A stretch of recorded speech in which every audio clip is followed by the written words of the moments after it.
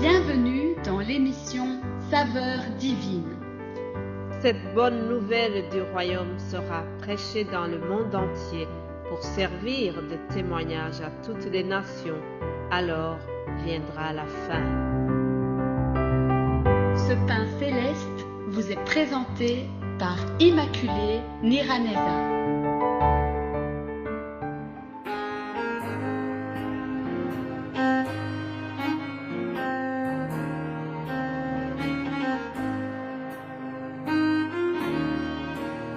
Bienvenue très chers amis à l'écoute de cette émission. Que la paix de Christ soit avec vous. Je remercie Dieu qui me donne encore le souffle de vie aujourd'hui. C'est vraiment une joie, une grâce de pouvoir continuer à partager la parole de Dieu avec vous cette semaine. Et ça me réjouit de pouvoir réviser encore tous ces événements qui ont précédé notre rédemption. Ça me réjouit de voir combien Jésus a souffert, mais par amour pour nous. Et ça me donne la soif de servir encore Jésus-Christ plus qu'avant, parce que je réalise combien Jésus-Christ nous a aimés. Alors, hier, vous savez que j'ai parlé sur Judas, comment c'est lui qui avait comploté contre Jésus-Christ. Alors pendant la nuit, je me suis posé encore la question, comment ça se fait que Judas en est arrivé jusque-là? Comment est-ce possible que quelqu'un qui avait marché avec Jésus pendant 3 ans, qui avait observé Jésus-Christ, qui avait vu les miracles faits par lui, qui avait vu Jésus faire le bien, qui avait vu Jésus nourrir le peuple, Judas, toi qui avais vu Jésus même ressusciter les morts, comment est-ce possible que tu en es arrivé jusque-là? Judas, qu'est-ce qui t'a pris vraiment? Judas, qu'est-ce qui t'a pris pour trahir le Maître jusqu'à ce point? Bien-aimé en Christ, ça fait très mal d'être trahi par un proche. Judas était parmi les 12. C'était un disciple de Jésus. Donc, c'est un proche qui a livré Jésus-Christ. La Bible me montre que Judas avait des antécédents qui montrent que c'est quelqu'un qui aime de l'argent. Peut-être que Judas pensait que Jésus serait un roi au sens du gouvernement romain. Il pensait que c'était un roi politique. Cependant, ce n'était pas un roi politique, c'était un roi spirituel. Ah, le rêve de Judas est effondré. Lui qui pensait peut-être être le ministre des Finances, son rêve est effondré. Ah oui, Judas, Jésus-Christ, c'est le Messie, mais ce n'est pas le Messie politique, c'est un Messie spirituel. Alors Judas s'est trompé. Judas a trahi son maître.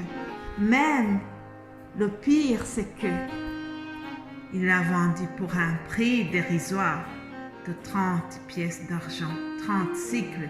Vous pouvez lire dans Exode 21, 32, je ne vais pas le lire, mais ce passage nous montre que c'est la somme justement qui était payée pour un esclave. Vous imaginez, chers amis, le Seigneur a été vendu pour le prix d'un esclave. C'est ainsi que Judas a trahi Jésus. Mais pourquoi est-ce que Judas a été jusque-là? C'est la question que je me suis posée. J'ai plongé dans les Écritures pour avoir la réponse. Lisons Jean chapitre 13 au verset 2. Il est écrit ceci. Pendant le souper, alors que le diable avait déjà mis dans le cœur de Judas Iscariote, fils de Simon, le dessein de le livrer. Puis au verset 27, il est écrit, je répète, « Dès que le morceau fut donné, Satan entra dans Judas. Jésus lui dit, « Ce que tu fais, fais-le promptement. » Voilà, Satan est entré dans le cœur de Judas. C'est ça la réponse, chers amis. Satan a corrompu Judas et Judas s'est laissé influencer par Satan. Gardez-vous de vous laisser influencer par Satan, chers amis. Nous devons fuir le diable. Fuyons le diable. Résistons-le. Nous devons lui résister et il fuira loin de nous. Résistons au diable. Alors, la deuxième partie de ce message concerne l'institution de la Sainte Seine.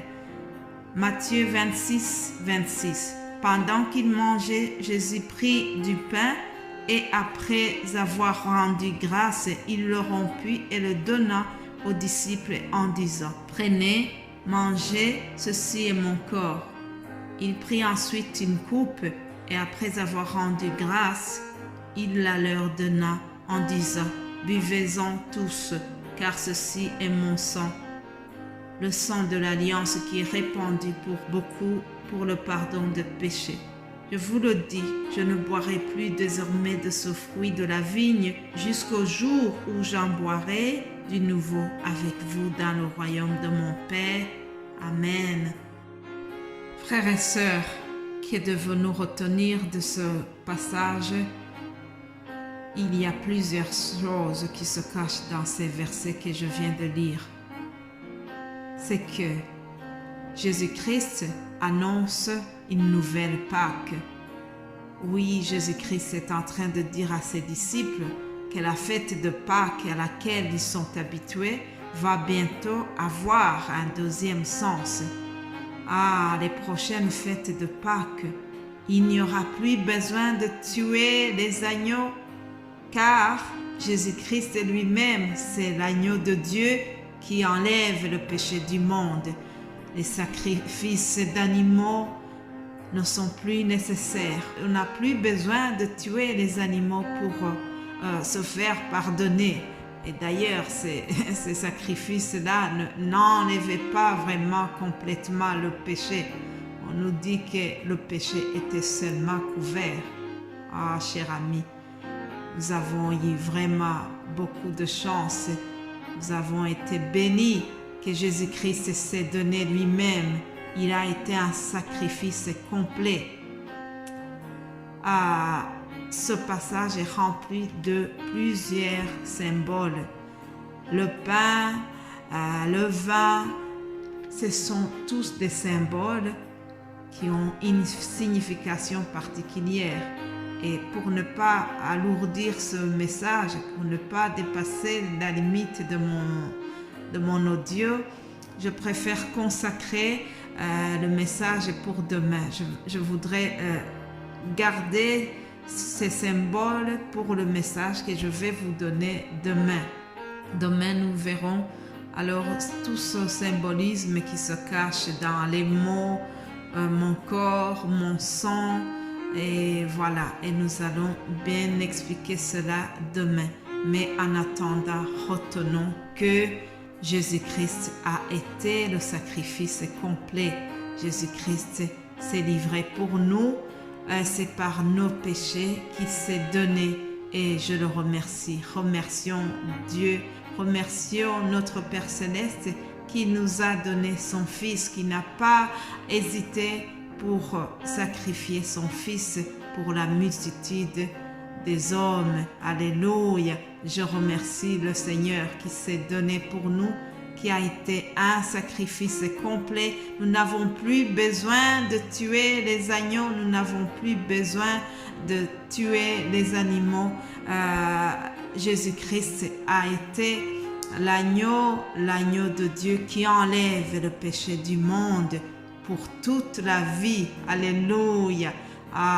Nous allons nous arrêter ici et demain je vais continuer en vous partageant tout ce qui concerne le symbolisme de Pâques.